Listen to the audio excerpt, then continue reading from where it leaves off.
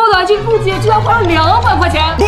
我手里面的这4包玩具啊，相信99%的小伙伴们都没有见过。奥特曼兵器大毛袋，每一包里面啊都可以拆出来奥特曼的迷你变身器、迪迦的神光棒，还有戴拿的变身器，其他还有好几款。这可是我小时候啊小卖部里面卖的最火的奥特曼玩具了，当时啊只需要5块钱一包。不过现在呢，这些玩具都已经绝版了。陆子爷呀也是从网上找了好久，才把它买了回来，一共花了200块钱啊！我的心在滴血呀！哇，一想到我们的小伙伴可以看到一些绝版的好玩具，陆子爷觉得这个钱花的值，所以啊就给大家全部买来了。只希望大家给我点一些小心心就可以了。接下来呢，我们就话不多说，直接开猜，看我们能猜到什么迷你的变身器呢？我们就先来看这一包。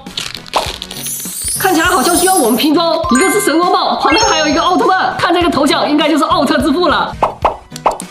迪迦迷你神光棒变身！哎呦我的妈！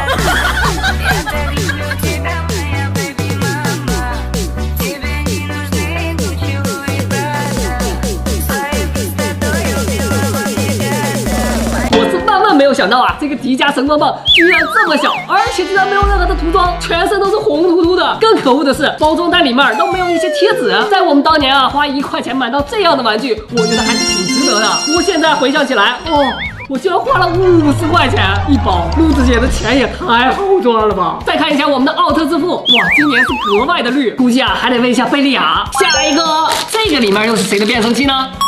哇，这个构造好像是枪的造型，旁边的呢是奥特之魔。接下来我们就把它拼装起来，看看成品如何。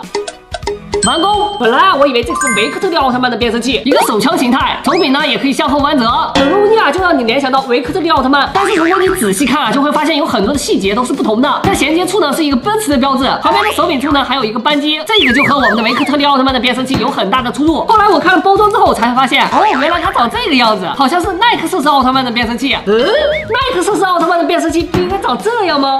完全不一样，这个到底是谁的变声器啊？看完之后我都有点迷糊了，有没有知道的小伙伴可以在评论区告诉我一下，看来我也得好好补功课了。继续猜，看看又能出来什么样的变声器呢？看这个造型怎么像一个轮船呢？上面还有一张恐怖的脸，来，赶紧给它组装起来。没错，这个就是戴拿奥特曼的变声器，细节还是很丰富的，除了没有涂装。来，变形，里面的这个人偶啊也是戴拿奥特曼，看他飞尖的脑袋我们就知道了，肯定没错。最后一包了，猜到现在啊，我才发现原来它的包装后面都有奥特曼。不过这个奥特曼啊，我相信啊很少有小伙伴能认出来，能说出他名字的呀更是寥寥无几。我估计啊应该不到10个。来，我们看看他的变声器又是长什么样呢？看样子呀好像是一个棍子。完工！不得不说呀，上面的细节还是挺丰富的。更重要的是，它还可以伸缩，像不像孙悟空的金箍棒？定海神针，好像还可以塞到耳朵里面。嘿，变身！如果我再加点涂装啊，那肯定不比图片上面的差。长这个样子，没皮肤和有皮肤，果然差距还是蛮大的。那么说了半天，大家应该猜出来这个奥特曼叫什么名字了吧？黑暗梅菲斯特。